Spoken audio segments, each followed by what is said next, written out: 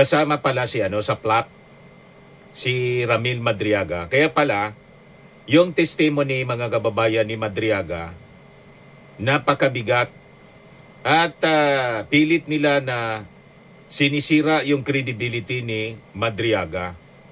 And because of the schedule ng hearing bukas, natataranta ang kampo ni Sara Duterte.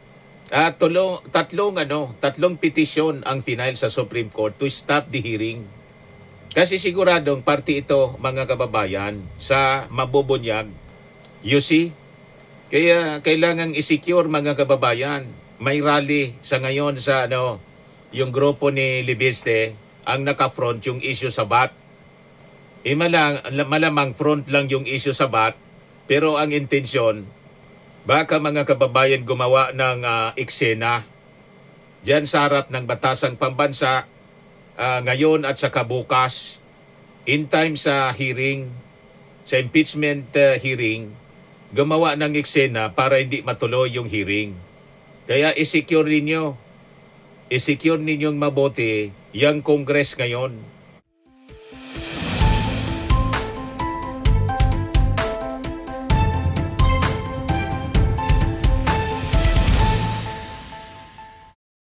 Hello po mga kababayan, si Dante Maravillas. May nagsisirculate ngayon po ng sulat ni Ramil Madriaga, kung saan in-expose niya, mga kababayan, may bago siyang pasabog, yung grand coup plot, sabi, ni dating Pangulong Digong laban sa ating Pangulong Bongbong Marcos para daw maipwesto si Sara Duterte. Yan ang kumakalat ngayon na balita. Grand coup plot versus PBBM, ikinasa ni Digong para maipwesto si Sara Duterte. The strategy is that Sara, upon assumption of office of the President succeeding BBM, should only serve less than 4 years of presidency to make her still eligible to run as President by 2028, ayon kay Ramil Madriaga, dating political strategist at operator ng mga Duterte. Yan ang kumakalat na balita ngayon, mga kababayan, sa social media. Yan handwritten na sulat, April 11. Ano ngayon? 13? 2 days ago. Ramil Madriaga. So I think kailangan ma-check ito kung siya talaga to. Kasi hindi pa man po nagsasalita si Ramil Madriaga sa isang live or recorded interview. So tayo naman po ay nag-iingat, hindi man tayo nagsisiguro na authentic ito, mga kababayan. Pero ito ngayon, I just want to inform you, ito ngayon ang kumakalat, nagsisirculate ngayon sa social media. Mahaba yung kanyang sulat, mga kababayan. In-expose niya dito yung plano. 3 pages yata. Andali, tingnan natin. Ito dapat yung una kasi ito yung panghuli. Isa. Ayan The strategic assumption of BP Sara Duterte. It started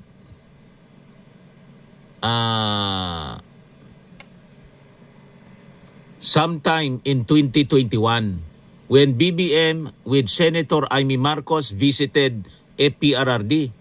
They had serious talk about the 2022 election.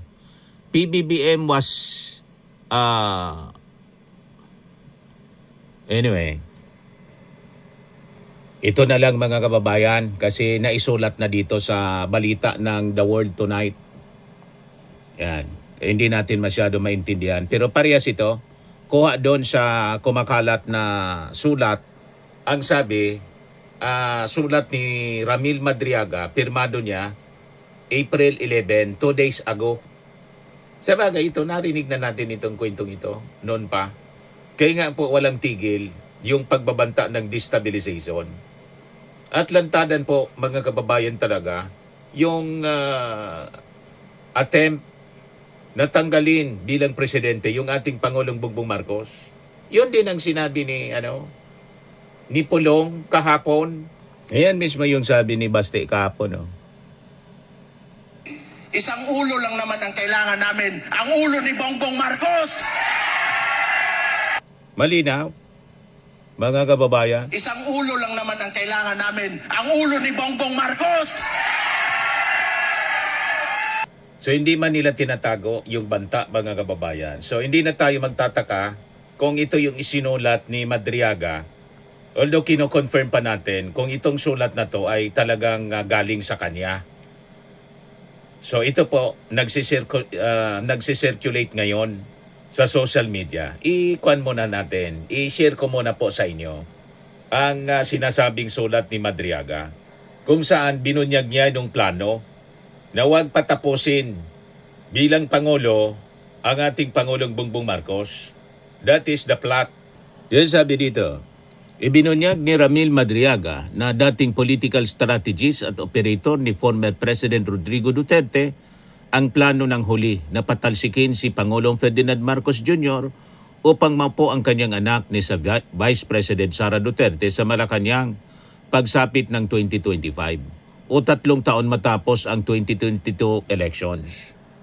Sabi sa sulat ni Madriaga, November 2021, APRRD mentioned to me about letting Marcos to run for president along with Sara All for a plan of retaking the presidency from BBM or Bongbong Marcos by year 2025.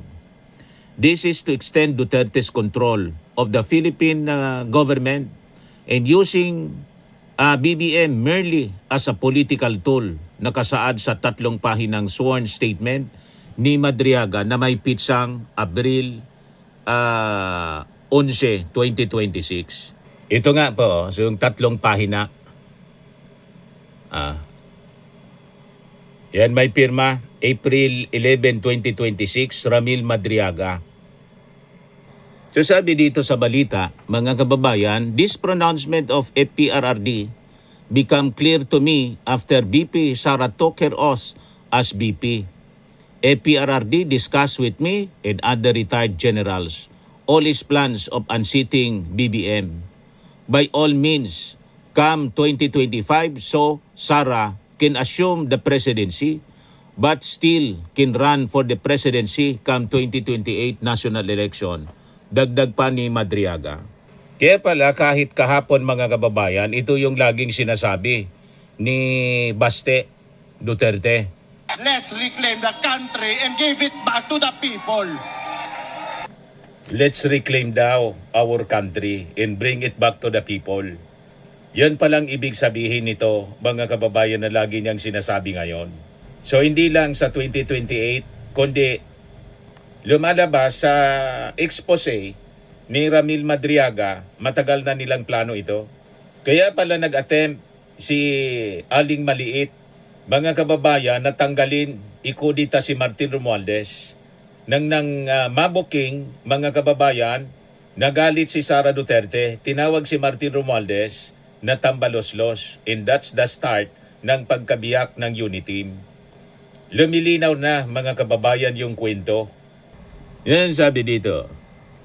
Ayon kay Madriaga, ito ang dahilan kung bakit inimungkahi niya kaya Digong na magtatag ng hiwalay na security unit para sa Office of the Vice President or OVP na hindi nasa supervision at control ng Presidential Security Group or PSG ni Marcos. Madaling sabi, kasama pala sa plot si Ramil Madriaga. Kaya pala, yung testimony, mga kababayan, ni Madriaga, napakabigat at pilit nila na sinisira yung credibility ni Madriaga. And because of the schedule ng hearing bukas, natataranta ang kampo ni Sara Duterte. At tatlong petisyon ang final sa Supreme Court to stop the hearing. Kasi siguradong party ito, mga kababayan, sa mabubunyag. You see? Kaya kailangang i-secure, mga kababayan. May rally sa ngayon sa yung grupo ni Libiste ang naka-front yung issue sa BAT. Malamang front lang yung issue sa BAT, pero ang intensyon, baka mga kababayan gumawa ng eksena diyan sa harap ng batasang pambansa ngayon at saka bukas, in time sa hearing, sa impeachment hearing, gumawa ng eksena para hindi matuloy yung hearing. Kaya i-secure ninyong mabuti yung Congress ngayon. O knows, may magsagawa ng kaguluhan. Di natin alam, mga kababayan, grabe kadesperado ngayon ang kampo ng Duterte with all this pasabog. Tama po mga kababayan yung ating analysis. Ito, sabi rito. Kabilang din anya sa pananabutay laban sa administrasyon Marcos ay ang paggamit ng mga isyu sa korupsyon para matuloy sa pagpapatalisik kay PBBM sa poder. In the event that the BBM refused to honor the agreement and opted not to relinquish his post as president, extraordinary measures of overthrowing BBM should be considered like impeachment, assassination by poisoning, or any other means, and by use of people power that will be triggered by FPRRD with participation of active and retired armed forces and PNP officers ayon kay Madriaga. Yon pala ang nasa likod ng mga sunod-sunod na maisog rally. Habang si Sara Duterte, still DepEd Secretary, sumasama siya sa mga maisog rally na pinamumunuan ng grupo ni Kibuloy na ang panawagan mga kababayan ay Marcos resign. Nandun siya. At nandun din si Harry Roque noon na inadmit ni Harry Roque, naghihintay na lang sila para lusobin yung Palasyo Malacanang. Pero hindi nangyari mga kababayan. Hindi ipinaintulot ng ating Panginoong Diyos Ama sa langit. Kaya siguro mga kababayan, nag-decide yung ating Pangulo makipag-cooperate sa Interpol, diniliver si Digong pa dahig. Kasi siyempre alam ng ating Pangulo, base sa kanyang mga intelligence information, kaya lalong nagalit yung mga Duterte nang i-deliver na si Digong sa ICC. You see, pag pinagtagpi-tagpi mo yung mga kwento, lumilinaw na, mga kababayan.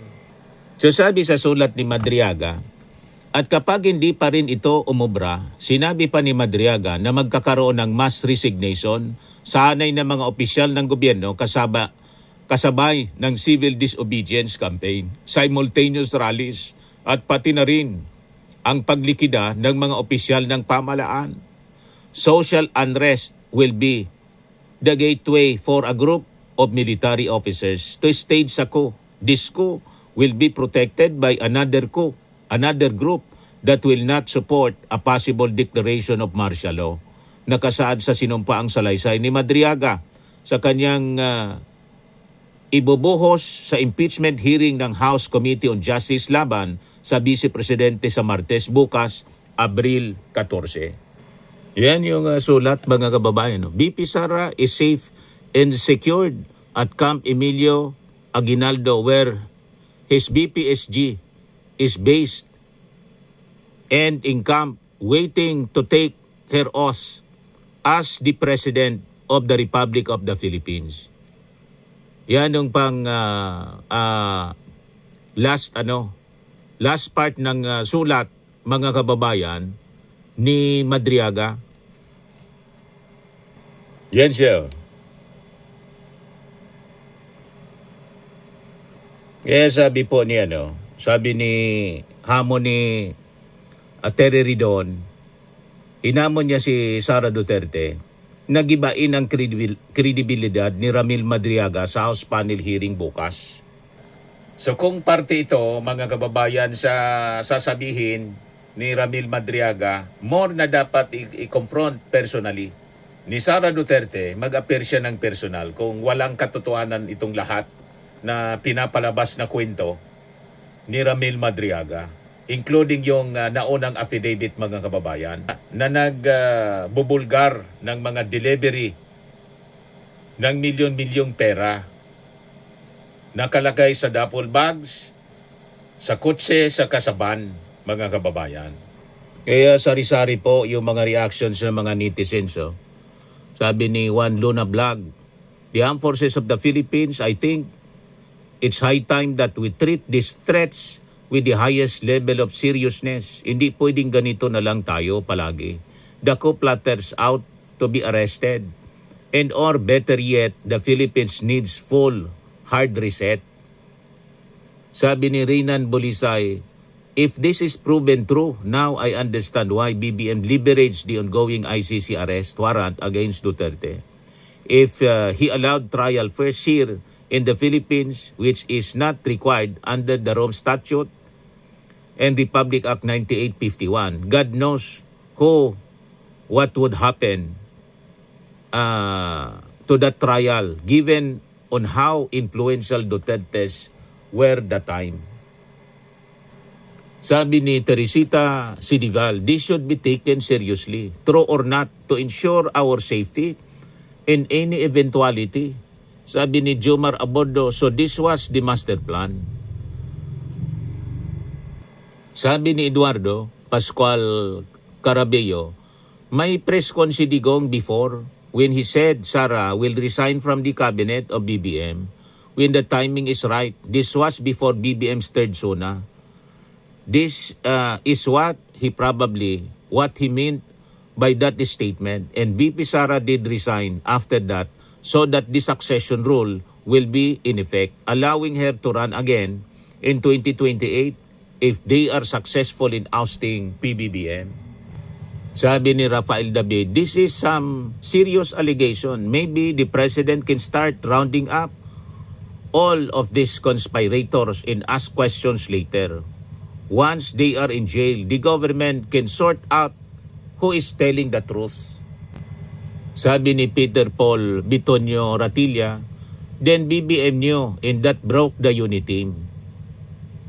Sabi ni Mark Ivan Amati Sarate, imagine if they can plot something like this to the sitting president, paano pa kaya ang mga simpleng tao lang? Alam naman natin lahat na sa pananalita pa lang nila ay kayang-kaya nila itong gawin. Sabi ni Jigo Magiting, I think it's a logical possibility.